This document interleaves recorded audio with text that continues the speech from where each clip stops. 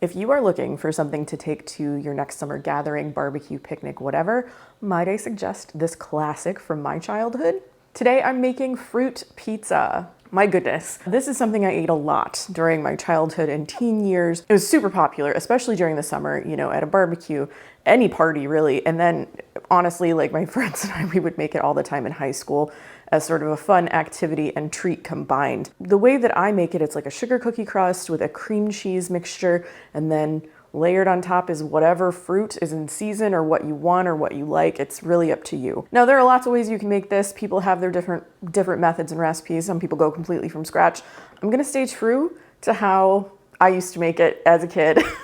When I talk about staying true to how I used to make it growing up, I mean store-bought sugar cookie dough. Yes, you can make this from scratch, but we always used the pre-made stuff. It just made it quicker and easier, and the faster you could put this together, the faster you could eat it, right? So do what you want. This is what I do. I haven't made this in a really long time. We always got this in sort of a roll shape, but my store, I went to Meijer, it didn't have the rolls. All I could find was either a big tub of sugar cookie dough, the scoop and bake, I guess, or this break and bake. So I went with this. I don't actually remember how, like the size of those tubes of dough. So I ended up buying 2 16-ounce packages. I'm not sure if I'm going to use all of it. But basically, to form the crust, you want to press your sugar cookie dough, whether it's store-bought or homemade, into a sheet pan. I'm going to wash my hands. I'm preheating my oven to 325. That is the temperature given on the package. If you were baking individual cookies, bake at 325 for 13 to 14 minutes. I'm going to use the temperature on the package. I'm going to say like 15 minutes. I just want to keep an eye on it because I don't know exactly how this is going to act. I did take these out of the refrigerator so that they would soften a bit, because you need them to be a little bit easier to work with since you're going to be pressing this into into your pan. This actually might work really well. I'm not sure. We're going to see, because they're like little individual squares, kind of. The squares probably break better when you have very cold dough. I'm gonna start with just one. I may end up using 2, I'm not sure, but I will keep you posted. Yeah, I ended up using both of those packages. Each package was 16 ounces, so you need 32 ounces of whatever sugar cookie dough you're using. If you were using like a small round pizza pan, which is what some people do, you could probably get away with just one of those packages, but because I'm doing a big sheet pan, which is how we did it, we like almost never made this in an actual like round pan, always a sheet pan. 2 16-ounce packages or 32, however you can get there. This is how much dough you need. I am gonna bake this at 325, but then I'll kind of keep an eye on it and I will let you know exactly how much time it takes to bake. Crust is done. And you can tell it's done because it's like set, it's a little bit golden brown. This is what I ended up with at 18 minutes. Something else I forgot to tell you. I don't know if you can see it. And I kind of want to put this down because it's heavy. It's heavy and hot. I did poke this with a fork a few times before I put it in the oven. Let's like steam release that builds up underneath so that you don't get like big bubbles. This looks good to me. I am gonna let this cool completely. You have to let it cool completely because the next layer has a high melting potential and you don't want to mess up your hard work, right? One really good thing about this dessert that I have not yet talked about is that you can make it in stages if you don't want to do everything all at once. So I actually baked my crust. I'm motioning this way because it's on my stovetop right now. I made the crust this morning and it needed time to cool anyway. I answered some emails, I had my lunch, I went on a walk, now I'm ready to pick it back up again. So if you need to make certain things ahead of time, and then like assemble at the last minute, that's perfectly fine. That makes it really easy, I think. So this next layer is cream cheese, 8 ounces, and then a container of Cool Whip or whipped topping. I've seen other recipes that use just full on cream cheese frosting, or they do something, you know, there's a lot of variations here. I know that this is a controversial ingredient sometimes, but I don't care. I'm really just trying to recreate a core memory here. And this is what I used growing up. I've let my cream cheese soften at room temperature because you want it to be soft. I'm gonna break that up with my hand mixer. It also makes the cream cheese nice and fluffy too. This is an 8 ounce container of whipped topping that I have thawed completely. I'm gonna put that in with the cream cheese. I'm pretty sure that when I've made this before, I don't think I added anything else to it. I saw a couple of recipes online that did kind of the same thing, but they added some extra sugar in there, or vanilla, just different things. So I'm gonna taste it once I get this mixed together and see if I think it's sweet enough, but I don't think I ever added anything else to it. Of course, you do what you want. I'm not here to tell you what to do. I'm here to have fun, and I hope you're having fun as well. That's all. That's it. Instead of just folding it together, I decided to go back in with my mixer. It's not knocking too much of the air out or anything. It's gonna be just fine. It seems like it's the right texture as what I remember. I'm gonna get a little spoon here, make sure that it tastes good. That's important. Okay. Yes, tastes just like I remember. It's not super sweet. So that's kind of like up to your personal taste, but I will say the crust is pretty sweet. It's sugar cookies. And then whatever kind of fruit you use, that might be very, very sweet also. It depends on, again, your personal taste. So this has got like that, it kind of like rides that line of like the tartness from the cream cheese and then the light sweetness from the Cool Whip. I personally like it like this. I think it kind of blends together well. You really have to think about what else is in this dish as a whole to help you decide how sweet you want to make this, or if this is like the mixture that you want to use. Okay, and it's already time to spread this on my cooled crust. And you know this is a job for an offset spatula, as usual. If you know me, you know I love my offset spatulas. Yeah, this is what the crust is looking like. It kind of deflated, which, yeah, that's normal. Before it completely cooled down, I did go around the edges with a metal spatula, like a metal server, and I did like loosen it. I wanted to make sure that the crust wasn't really, really stuck to the sides or anything, so that when I'm ready to cut and serve it, it's gonna be easy to get out of the pan. Hey, that's so satisfying. Just that satisfying like thwack. It's delicious. You could use this as a fruit dip if you want. I've mentioned in the past the fruit dip that I kind of grew up with was cream cheese and marshmallow cream. So it's a little bit like that. This is a little lighter though. Oh my gosh, I'm so excited. I haven't even mentioned why I'm making this. It's not just because I wanted to make this for you all, but I do love all of you. I am going to a little friend gathering, and one of the friends had never had fruit pizza, or maybe hadn't had it for a really long time. I can't remember, but it's the height of summer. So I was like, we are making fruit pizza and we're bringing it. I hope you enjoy. So you just want to get pretty good coverage here. Oh my gosh, it's so nice to work with. You might want to leave a little border at the edges just so you have something to hold on to, I guess. Does it matter? I don't know. Like I said, some people like to do this on a round pan and they make swirls and beautiful patterns and whatnot. I'm not doing that. We're going to eat this and we're going to enjoy it. It's gonna be great. Everybody's gonna have a good time. I'm pretty pleased with how this has turned out so far. This is so glossy and beautiful. Now I just need to wrangle all my fruit and then it's time to decorate. Now you can choose whatever kind of fruit you want to put on this. I'm going with blueberries, strawberries, kiwis, and peaches. I've decided to go with all fresh fruit, but you can certainly use, you know, canned mandarin oranges. When we did pineapple, it was typically canned pineapple. Another thing, I mentioned beautiful designs.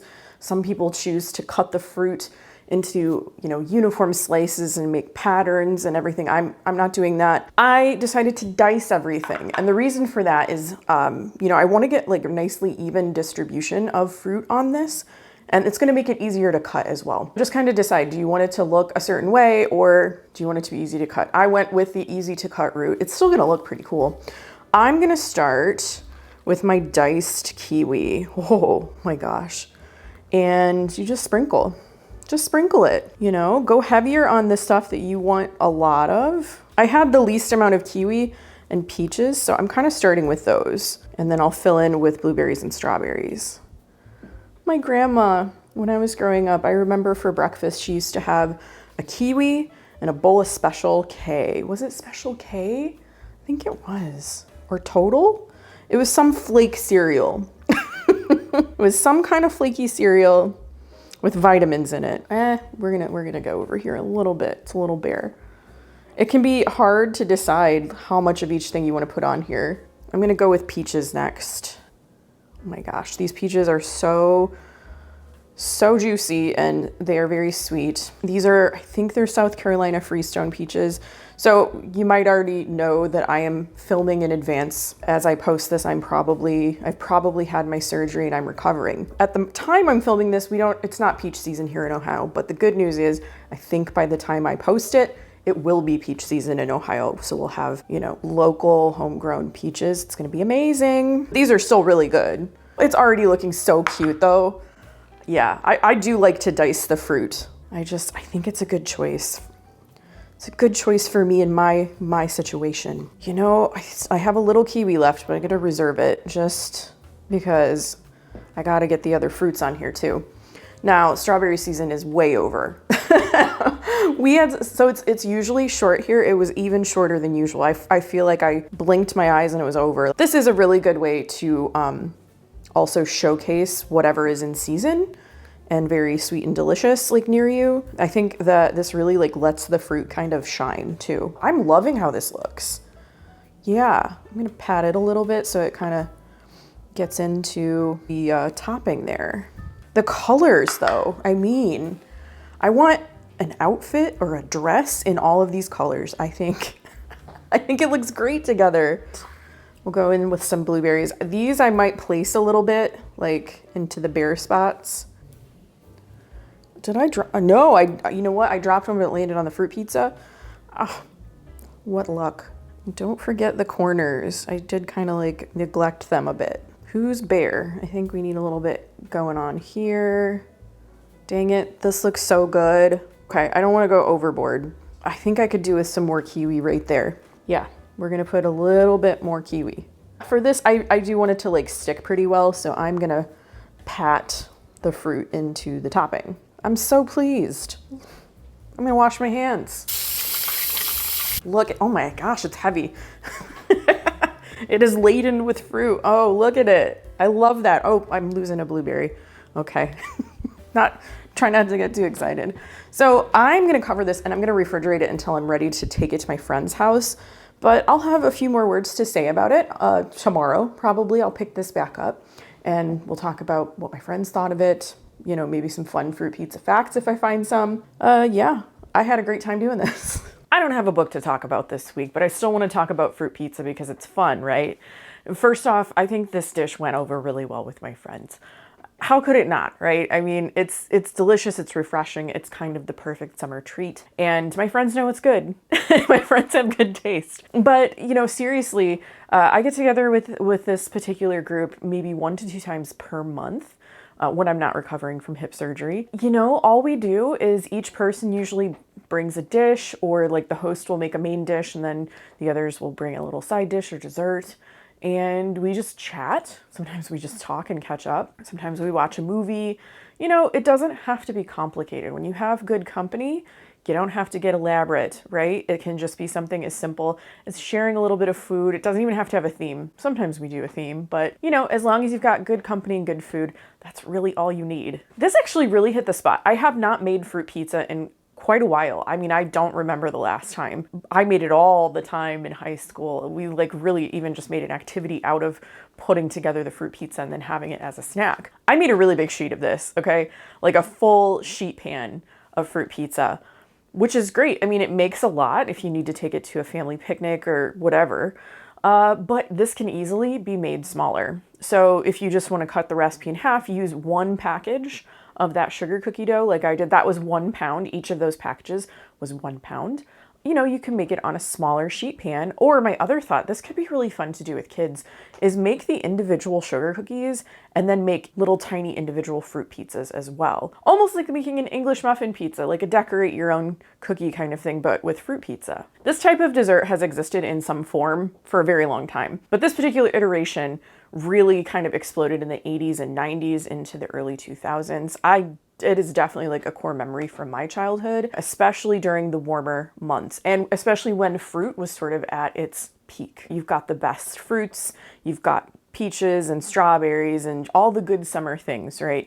But I also had another idea. If you wanted to do more of a fall spin on this, I think it could be really fun to do maybe the sugar cookie or maybe like a snickerdoodle crust, and then that cream cheese mixture, and maybe some very like if you want to get some fresh apples and make apple pie filling, sort of like do some more fall themed things. I think that could be really fun too. Just kind of change it up. Some other decorative variations. I did mine as kind of like, I like to call that confetti style. I chopped up my fruit really small and I just sprinkle it. I love how that looks, but you can get very detailed with the designs. You can make, you know, concentric circles of different fruits, just layers of it. I've seen people make different flags or things like that. Designs for, like, if they're taking it to a club meeting or something, I don't know.